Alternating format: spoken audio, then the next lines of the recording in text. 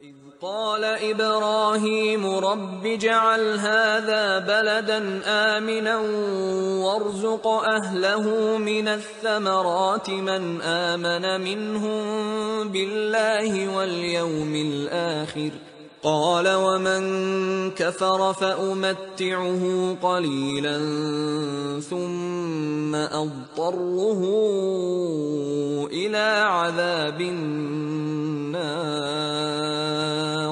وَبِئْسَ الْمَصِيرُ وَإِذْ قَالَ إِبْرَاهِيمُ رَبِّ اجْعَلْ هَذَا بَلَدًا آمِنًا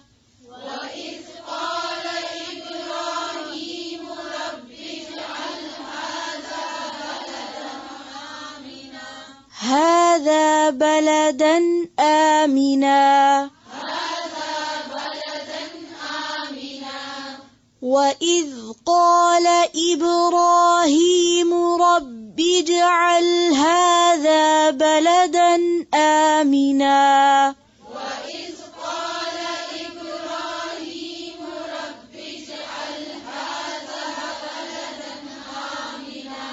رب اجعل هذا بلدا آمنا پھر سے پڑھیں وَإِذْ قَالَ إِبْرَاهِيمُ رَبِّ اجْعَلْ هَذَا بَلَدًا آمِنًا پھر سے پڑھیں وَإِذْ قَالَ إِبْرَاهِيمُ رَبِّ اجْعَلْ هَذَا بلدا آمنا وارزق أهله من الثمرات من آمن منهم بالله واليوم الآخر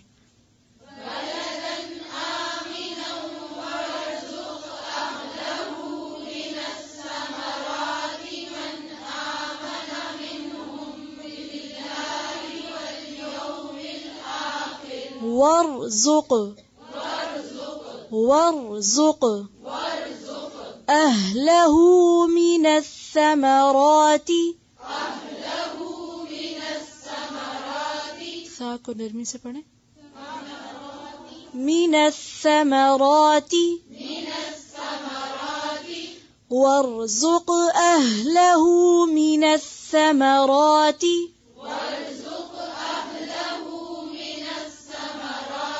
من آمن منهم بالله واليوم الآخر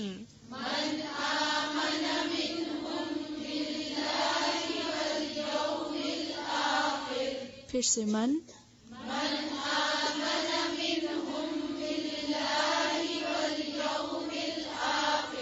من آمن منهم بالله واليوم الآخر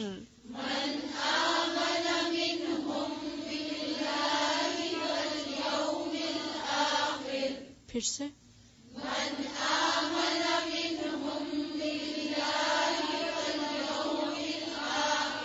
منہم ہے یا منہم اس نون کو مارک کریں منہم باللہ والیوم الآخر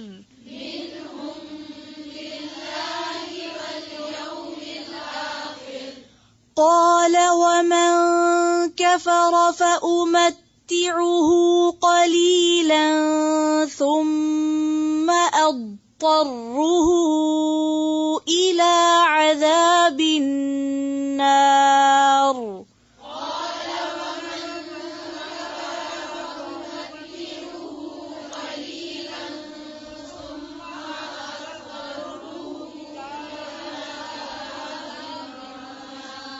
قال ومن كفر فأمتعه قليلا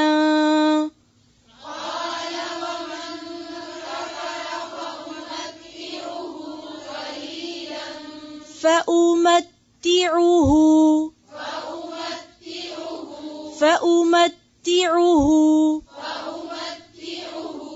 پھر سے پڑھنا. قال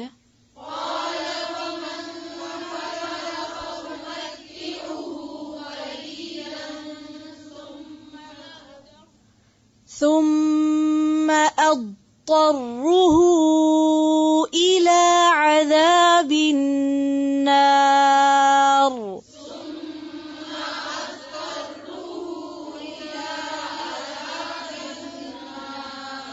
ہو پہ کیا ہے؟ مد ہے کہ نہیں؟ سب کو نظر آ گئی. ثم أضطره إلى عذاب النار.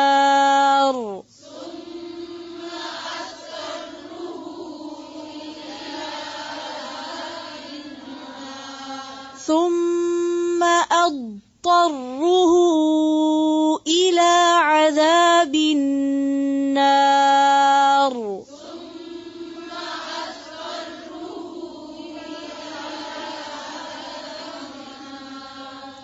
اضطره پھر سے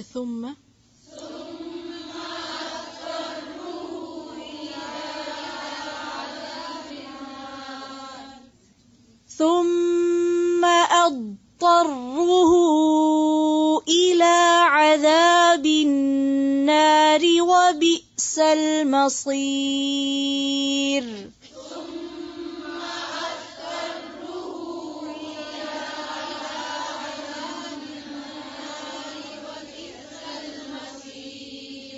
پھر سے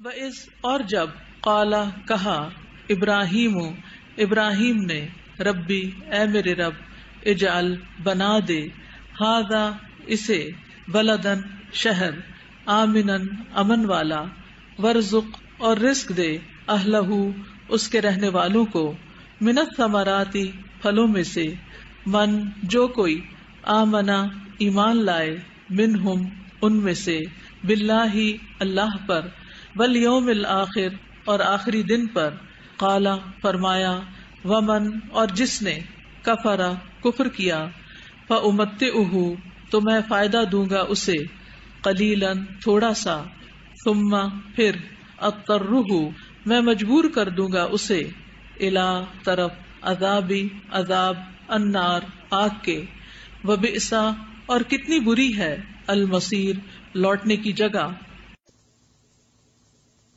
وَإِذْ قَالَ اور جب کہا ابراہیم علیہ السلام نے کیا کہا ربی اے میرے رب اجعل بنا ھذا اس بلدن شہر کو. کس شہر کی طرف اشارہ ہے؟ مکہ مکرمہ. کیا بنا؟ آمنن امن کی جگہ بنا. کیونکہ آپ کو معلوم ہے کہ عربوں کے ہاں قبائلی زندگی کی وجہ سے آپس میں لڑائی جھگڑے بہت تھے. تو یار اب اپنے اس گھر کو اور اس کے آس پاس کو تو لڑائی جھگڑوں سے پاک کر دے، کیونکہ پیس ہوگا، سکون ہوگا، امن ہوگا تو تبھی کوئی کام ہوگا نا. عبادت کے لیے یکسوئی ضروری ہوتی ہے. ورزق اور رزق دے اہلہ اس کے رہنے والوں کو من الثمرات پھلوں میں سے. اور ثمرہ صرف فروٹ کے لیے نہیں استعمال ہوتا. کس کے لیے ہوتا ہے؟ کسی بھی درخت کا جو حاصل ہوتا ہے، نچوڑ ہوتا ہے یا اس کا فروٹ ہوتا ہے، وہ سب ثمرہ کہلاتا ہے. یعنی کھانے پینے کی چیزیں مراد ہے سبھی. من آمنا جو ایمان لائے منہم ان میں سے باللہ اللہ پر والیوم الآخر آخرت پر. اب آپ دیکھیں کہ فوراً ابراہیم علیہ السلام بھی اپنی دعا اب کس کے لیے کرتے ہیں؟ کہ اللہ جو ماننے والے بس ان کو تو پھل دینا، ان کو تو غذا رزق دینا. قال اللہ تعالیٰ نے فرمایا ومن کفر جس نے کفر کیا فامتعہ قلیلا اس کو بھی میں تھوڑا سا فائدہ دوں گا. یعنی صرف ایمان لانے والوں کو نہیں، کافروں کو بھی، سب کو. امتع کا لفظ جو ہے یہ متاع سے نکلا ہے، فائدہ دینا.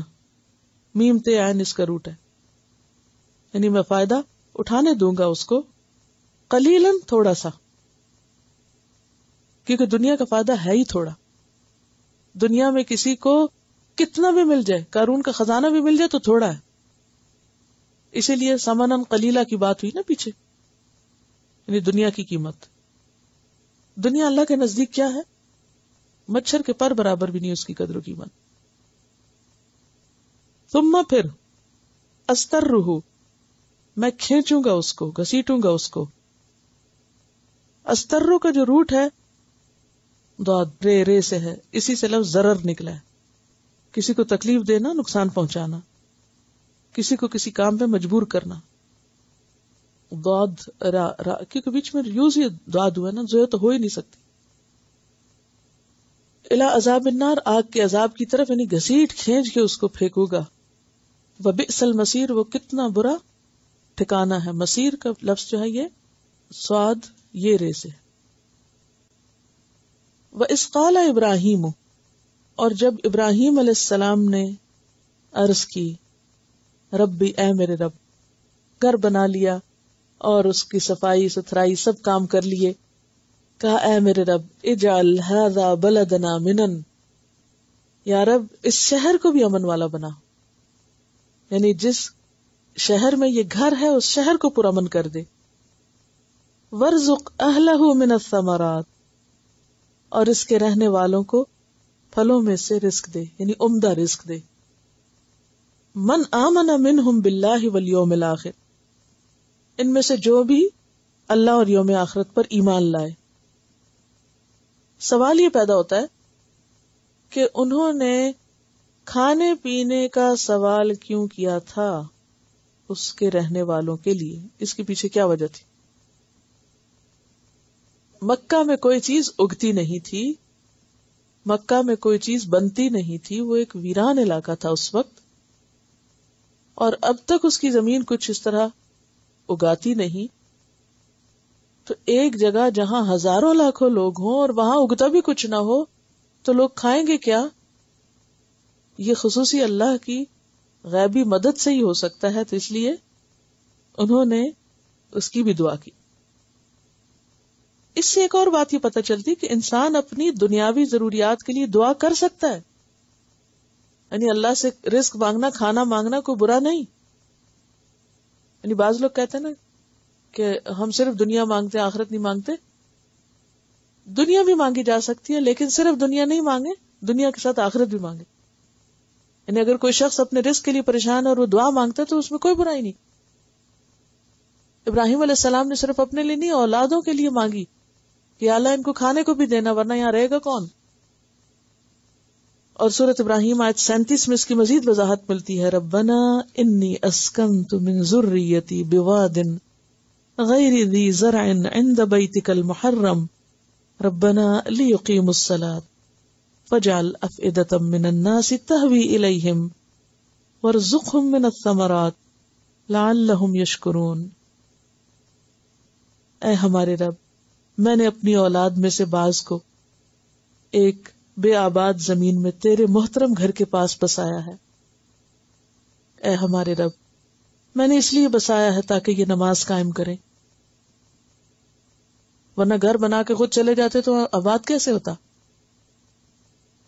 یعنی اگر وہ یہ سمجھتے کہ ہمارا صرف اتنا کام ہے کہ ہم نے گھر بنا لیا اور اس کو مینٹین کر دیا اور اب ہم جا رہے ہیں اور خود نماز نہ پڑھتے اور نہ آپ کی اولاد پڑھتی، تو وہ آباد تو نہیں ہو سکتا تھا گھر. تو یار میں نے اپنی اولاد یہاں اس لیے بسائی ہے تاکہ یہ نماز قائم کریں، بس تو لوگوں کے دل ان کی طرف مائل کر دے، یعنی اور لوگ بھی یہاں آ جائیں کہ یہ آباد ہو گئے. تو اس سے کیا پتہ چلتا ہے کہ صرف مسجد بنانا ہی کام نہیں ہوتا، صرف مدرسہ بنانا ہی کام نہیں، اس کو آباد کرنا اور ہر وہ کام کرنا جس سے وہ آباد ہو، اور اس چیز کی دعا کہ یا اللہ لوگوں کے دل اس کی طرف مائل کر دے. یہ نہیں کہ آنے والوں کو بھی انسان بھگا دے، سب کے لیے دروازے کھلے ہوں. فَجْعَلْ أَفْئِدَةً مِّنَ النَّاسِ تَهْوِي إِلَيْهِمْ، پس تو لوگوں کے دل ان کی طرف مائل کر دے اور ان کو پھلوں کی روزی عطا کر تاکہ یہ تیرا شکر ادا کرتے رہیں، یعنی شکر گزار بنے. اور ثمرات جیسے کہ پہلے میں نے عرض کیا کہ میوہ جات کے علاوہ غلہ وغیرہ کے لیے باقی چیزوں کے لیے بھی استعمال ہوتے ہیں. اور اللہ تعالیٰ نے ان کی یہ دعا قبول کر لی. تو اس سے کیا پتہ چلتا ہے کہ اللہ اپنے محسن بندوں کی دعائیں قبول کرتا ہے، اور اس یقین کے ساتھ دعائیں مانگنی چاہیے. اللہ کے لیے کچھ بھی مشکل نہیں. قال ومن کفر، اللہ تعالیٰ نے فرمایا جس نے کفر کیا، جو نہیں مانے گا، ناشکری کرے گا، فأمتعه قلیلا، میں اس کو بھی تھوڑا سا فائدہ دے دوں گا. یہی اللہ کا رحمان ہونا ہے کہ وہ ہر ایک کو دیتا ہے، فرما بردار کو بھی دیتا ہے اور نافرمان کو بھی دیتا ہے. لیکن نافرمان پا کے بھول جاتا ہے کہ شاید اللہ راضی ہے مجھ سے. میں دنیا کا کچھ فائدہ ان کو بھی دے دوں گا. ثم اضطرہ الی عذاب النار، پھر قیامت کے دن میں اس کو آگ کے عذاب کی طرف کھینچ کے لے آؤں گا، مجبور کر دوں گا اس کو. وبئس المصیر، وہ کتنا برا